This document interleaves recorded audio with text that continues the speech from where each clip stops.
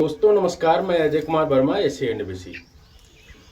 दोस्तों काफ़ी पिछले कई दिनों से एक एक चीज़ को लेके बहुत सारा कमेंट आ रहा है और हर एक बंदा मुझसे यही चीज़ पूछने की कोशिश कर रहा है कि अजय भाई, सॉरी यार, अभी क्या था दोस्तों, फार्म से ही डायरेक्टली इधर आ गया हूँ, तो ये कपड़े थोड़े तो सब लोग एक ही चीज़ पूछना चाह रहे हैं दोस्तों।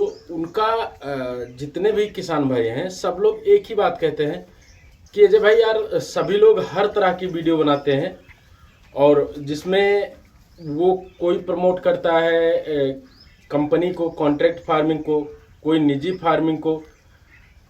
बहुत सारे लोग हर तरह की बातों को लेके वीडियो बनाते रहते हैं, लेकिन आप अभी एक ऐसा वीडियो बनाइए जिसमें कुछ तो कॉन्ट्रैक्ट फार्मिंग की अच्छाइयाँ और बुराइयाँ होनी चाहिए, और दूसरी चीज़ ये जो मेन सबसे ज़्यादा है, जो हर एक बंदा पूछता है दोस्तों, वो फैक्ट पूछता है ना। देखिए मेरा अभी तो मुझसे अगर कोई पूछे कि कॉन्ट्रैक्ट फार्मिंग कितना बेहतर है, तो मैं डायरेक्टली एक ही चीज़ बोलूँगा कि कॉन्ट्रैक्ट फार्मिंग तो बिल्कुल करने भर का ही नहीं है। और जितने भी नए किसान भाई जो कि इस फील्ड में आना चाह रहे हैं, ब्रायलर फार्मिंग में आना चाह रहे हैं, उन लोगों से भी मैं यही कहना चाहूँगा कि आप बड़े लेवल पे यानी 10,000, 5,000, 6,000 का फार्मिंग ना करके आप 1,000 मुर्गे की फार्मिंग करिए, लेकिन अपना निजी करिए। क्योंकि देखिए, हाँ, एक चीज़ मैं बता दूं दोस्तों कि भले ही आपको दो चीज़ें लगता होगा, देखिए आपको सारा कुछ खरीदना ही पड़ता है उनसे, ये बात आप समझ लीजिए। जितने भी दोस्त नए किसान भाई जो फ़ोन करते हैं मुझे, कहते हैं यार अजय भाई, कंपनी तो सब कुछ फ्री देती है, दाना देती है, चूजा देती है, दवाएं देती है, उसके डॉक्टर्स आते हैं, उसके सुपरवाइज़र आते हैं, उसके मैनेजर आते हैं, और वो पूरी तरीके से हम लोगों को बस ये करना होता है कि एक बंदा लगा देते हैं और अपना काम चलता रहता है। लेकिन लेकिन लेकिन दोस्तों, ये जो थिंकिंग है आपकी, ये बिल्कुल गलत है पूरी तरीके से। अब आप कहेंगे वो कैसे? देखिए, आपको दाना वो देती नहीं है। अगर वो दाना देती होती ना तो ठीक है, फिर आप एक काम करिए कि जो खिला रहे हैं उससे आप बेसी खिला दीजिए, यानी ज़्यादा दाना खिलाइए।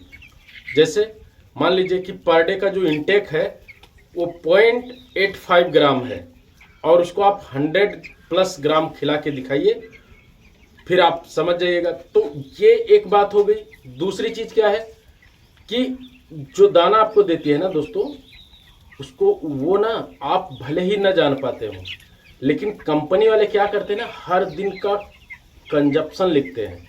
आपने आज कितना खिलाया है, आपके मुर्गे का आज कितना बॉडी वेट आया है, तो ये सारी चीज़ें वो लिखते रहते हैं, आपके पैसे से ही काटते हैं।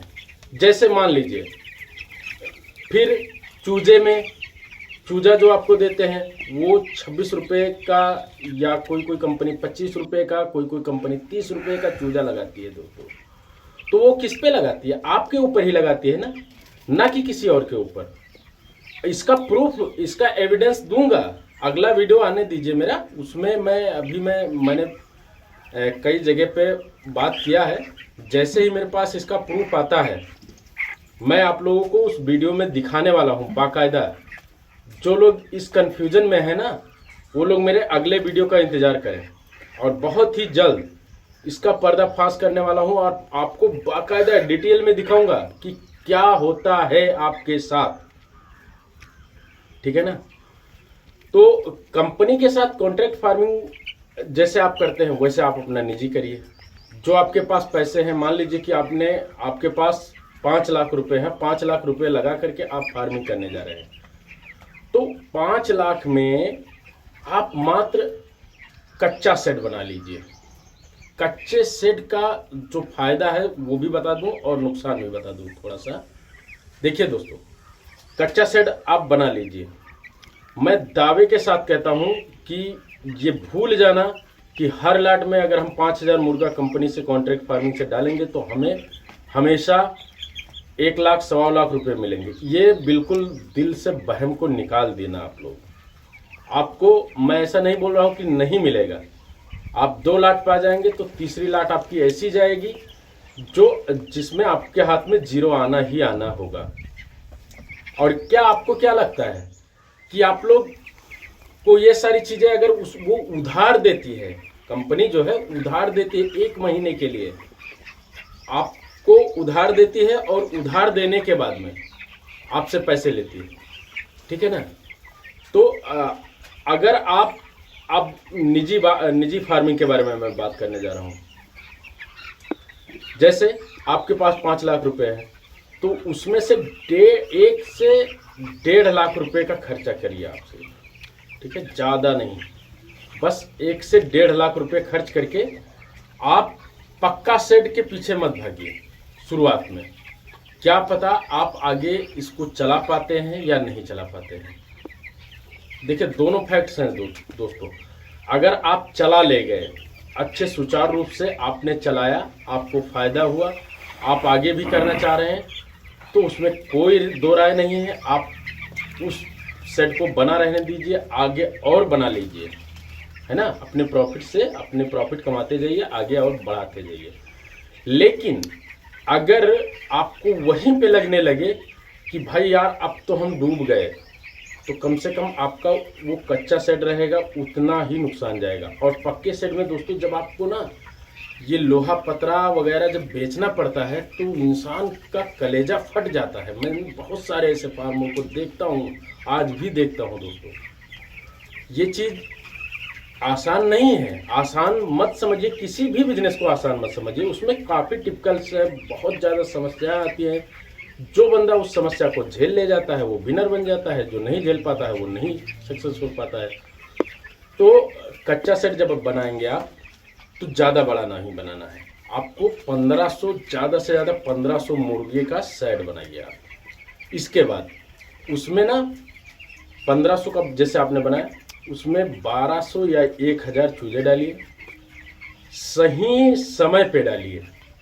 ऐसा नहीं है कि आप हमेशा डालते रहे, सही समय पे जब डालेंगे ना, जैसे मान लीजिए होली का लाट डाले, होली पे मुर्गे का रेट कभी भी कम नहीं होता है, ये मान के चलिए। तो होली पे डाले। अब होली पे डाले आप, अगर मान लीजिए कि आपकी तैयारी जो है उस टाइम पे, होली के टाइम पे दोस्तों कास्टिंग जो है वो ठंडक होने के कारण से थोड़ी कम ही आती है। यानी मतलब मान के चलिए 82 हो गया, या किसी किसी का 75 तक आ जाता है, किसी का 85 आ जाता है, यानी इसी के बीच में नियर अबाउट कास्टिंग आती है। अब मान लीजिए मैं आपकी सबसे हाईएस्ट 85 रुपये की तैयारी आई और आपका मुर्गा होली में, ये मान के चलिए दोस्तों कि कम से कम कुछ नहीं तो ये मान के चलिए कि 110 प्लस तो बिकना ही बिकना है। अब अगर 110 प्लस भी बिक गया मुर्गा आपका, तो आपका फायदा जो है 1 किलो के पीछे आपको मिल गए कितने, 85 रुपये में अगर तैयारी आई है तो आपको 110 में बिका तो 25 रुपये का फायदा हुआ। अब एक मुर्गा अगर 2 केजी का है तो 25 दूना 50, 1000 पे आपका कितना बचत हो गया, 50,000 रुपये का।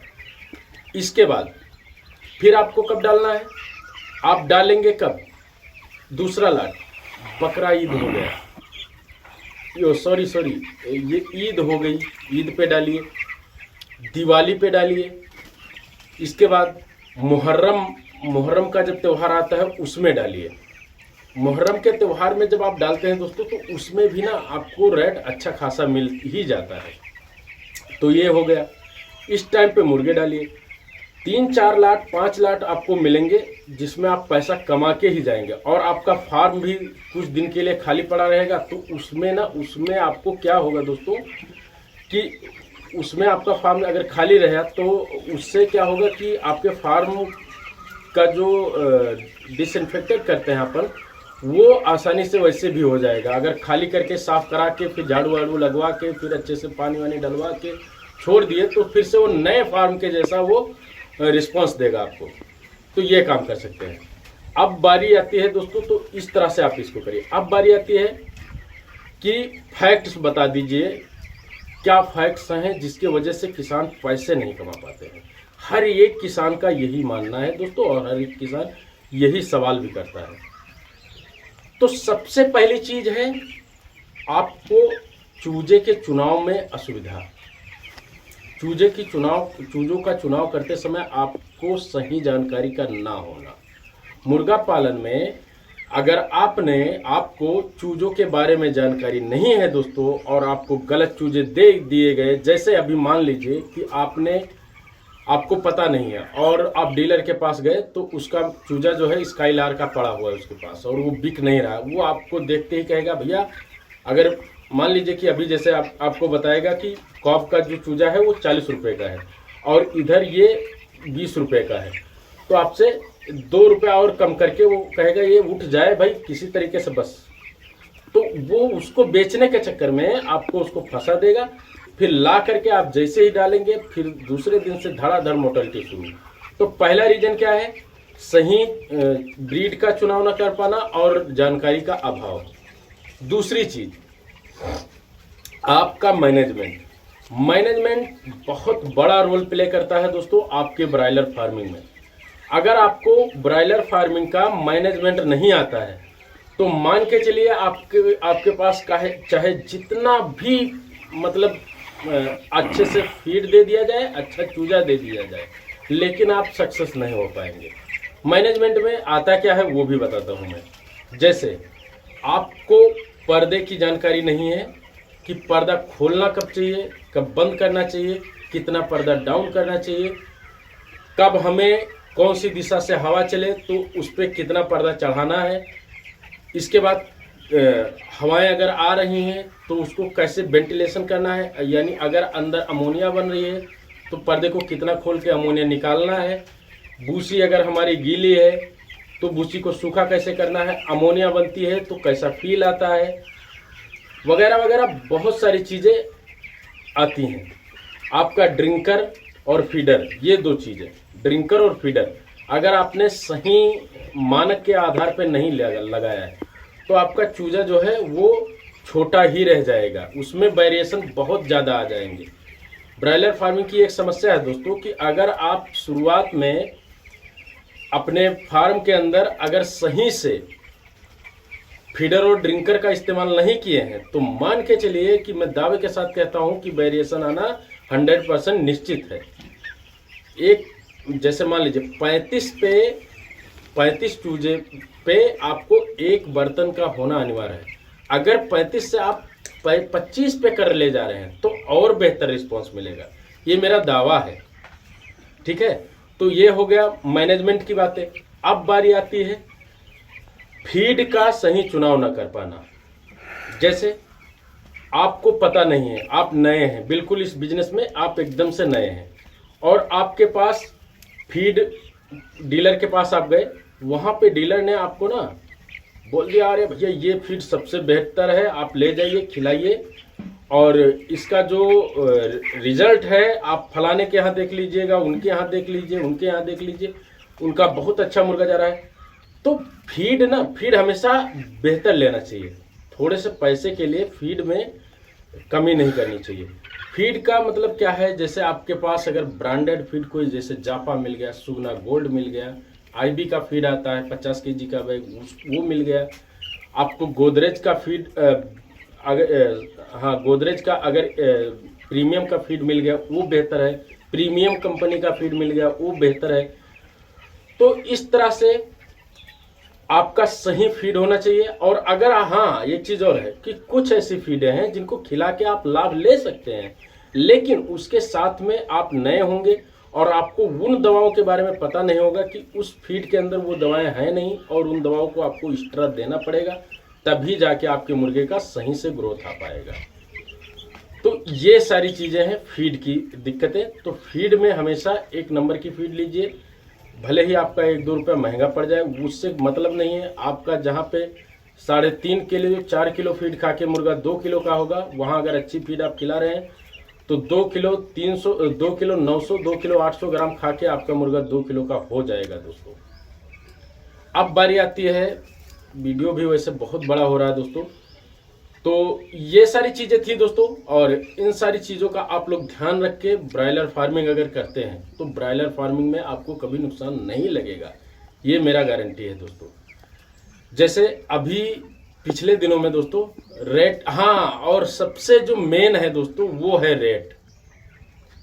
ब्रॉयलर फार्मिंग में आदमी चूकता कहाँ पे है? आपने सब कुछ सही सही कर लिया और रेट सही नहीं पाया आप। सही रेट का मतलब क्या हुआ कि आपको जो एक्चुअल में रेट चाहिए जिससे आप अच्छा खासा कर सकें। जैसे मान लीजिए कि आपने जितने में तैयार किया है उतने में ही अगर मुर्गा बिक गया तो आपको क्या मिलेगा? जीरो आएगा आपके हाथ में। लेकिन यही चीज़ अगर आपको मान लीजिए कि 100 पार का रेट मिल गया, अभी मान लीजिए 105 रुपये का रेट मिल गया और आपका तैयारी जो है 85 रुपये की है, तब तो आपको अच्छा खासा प्रॉफिट होगा। तो रेट भी बहुत मायने रखता है दोस्तों, और रेट अगर सही नहीं मिलेगा तो भी आप मुर्गा पालन में घाटा लग सकता है। और रेट सही कब मिलेगा? आपको हमेशा रेट सही नहीं मिलता है। रेट के लिए दोस्तों आपको इंतज़ार करना होगा, आपको एक निश्चित समय पे चूजे डालने होंगे, तभी जाके आपको रेट सही मिलेगा। जैसे कंपनियों का क्या है दोस्तों कि वो लोग, उन लोगों के पास भाई जो फार्मर जुड़े हैं उनको तो हमेशा काम देना है, तो वो कंटिन्यू डालते रहते हैं। उनका जो हिसाब किताब होता है वो साल में एक बार करते हैं कि हमें इस साल में कितना प्रॉफिट हुआ और कितना लॉस गया। लेकिन आपका क्या है? आपका अपना खुद का हिसाब किताब है। तो आप लोग निश्चित समय पे चूजे डालिए, बाकी टाइम पे फार्म को खाली रखिए। उसमें और कुछ भी कर सकते हो तो करिए, लेकिन उसको ऐसा नहीं है कि बिल्कुल एकदम शुरू कर दिया तो अब शुरू ही रहना चाहिए। तो इन सारी चीज़ों का अगर आप लोग ध्यान रखते हैं दोस्तों, समय से आप लोग सारा कुछ करते हैं, तो आप ब्रॉयलर मुर्गे से कभी नुकसान नहीं उठाएंगे और आप लोग अच्छा खासा प्रॉफिट भी कमा सकते हैं। तो आशा करता हूं दोस्तों कि यह वीडियो आप लोगों को पसंद आया होगा। अगर वीडियो पसंद आया है तो वीडियो को लाइक करें, कमेंट करें और अपने दोस्तों को शेयर जरूर करें। फिर मिलेंगे दोस्तों अगले वीडियो में, तब तक के लिए धन्यवाद। Thanks for watching. Thank you so much.